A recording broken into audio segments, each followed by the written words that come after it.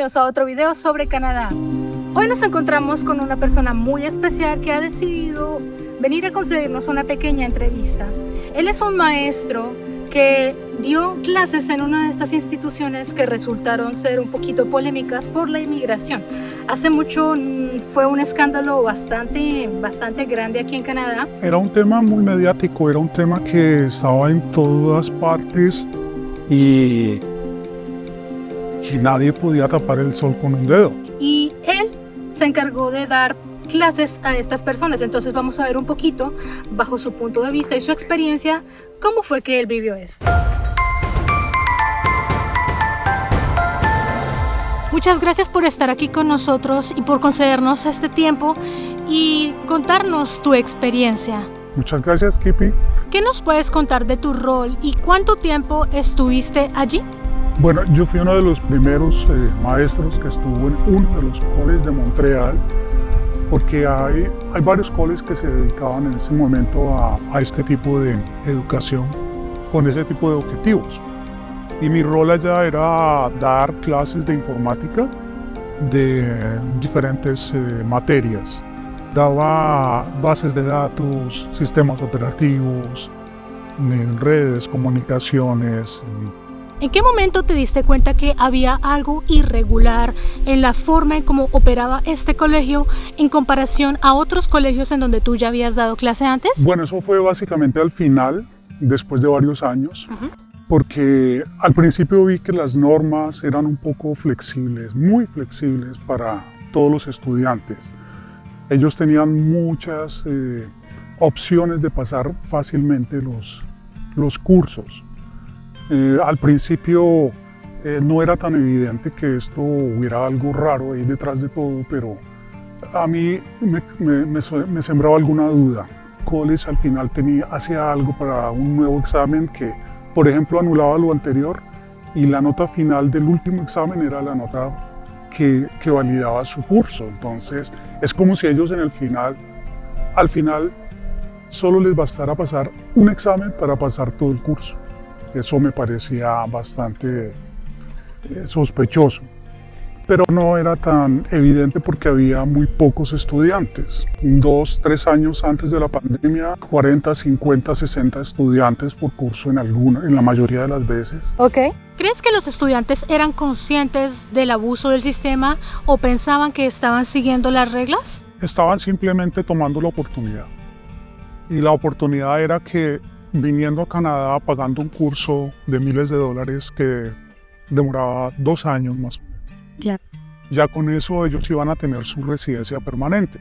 El plan del college era ofrecerles a los estudiantes una residencia permanente si hacían un curso de informática aquí en Canadá. No se estaban viendo utilizados, sino más bien tenían el derecho de reclamar al final para poder obtener su certificado, su residencia permanente.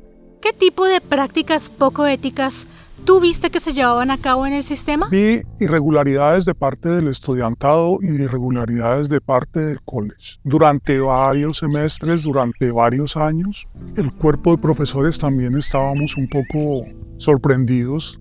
Irregularidades de parte de los estudiantes, como que si ellos perdían el curso, venían ante el profesor y le solicitaban que los pasara.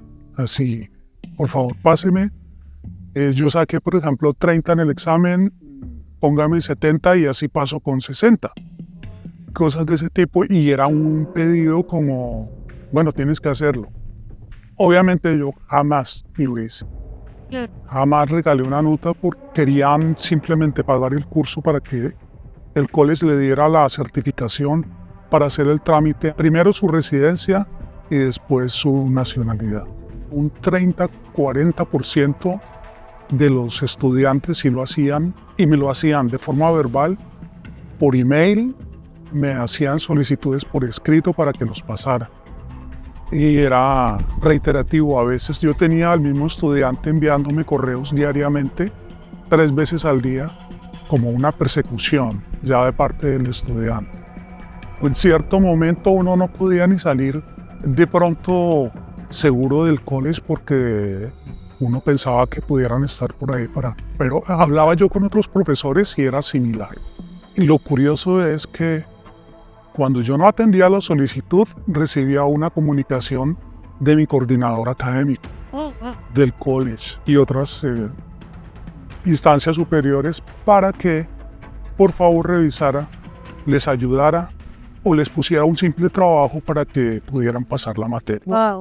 Wow, increíble que incluso los mismos superiores eran las personas que se encargaban de... Sí.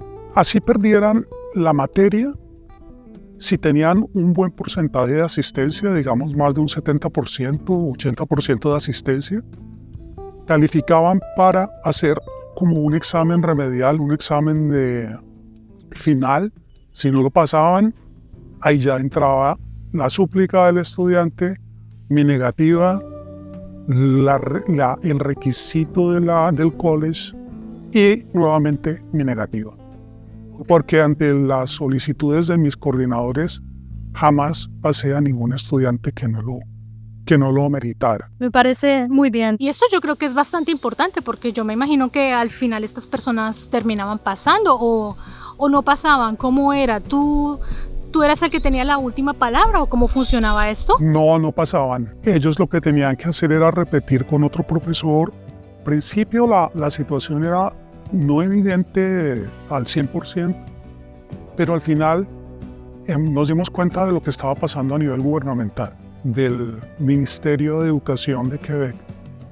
Había una enquete, había una investigación de qué estaba pasando con los estudiantes que venían de la India, porque mis estudiantes eran 98% hindúes.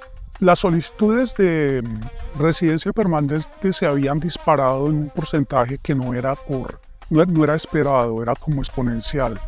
Las aulas, los profesores no dan abasto.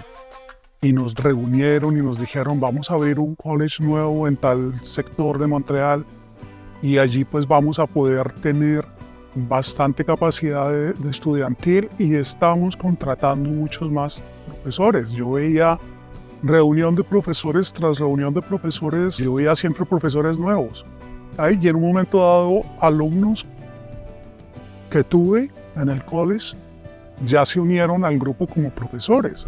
No tenían mucha experiencia, recién graduados y ya estaban ejerciendo como profesores. En ese momento hubo la investigación, empezaron las quejas, empezaron a tomar acciones y el college empezó también a cancelar cursos. ¿Hubo algún momento en donde pensaste que era muy extraño y que tenías que renunciar o cómo procediste? Ya cuando uno se da cuenta de la situación, que eso es un negocio y que a uno lo enganchan y le pagan para ellos hacer su negocio, eso va en contra de los principios, valores que uno tiene y ya uno no juega el mismo juego. Estaban haciendo dinero, mucho dinero, con el proceso de inmigración. Sí, quise renunciar. Ya cuando estaba a puertas de renunciar, te cuento que todo se acabó porque el gobierno le cerró las puertas a estas personas, estas instituciones y college fueron cerrados.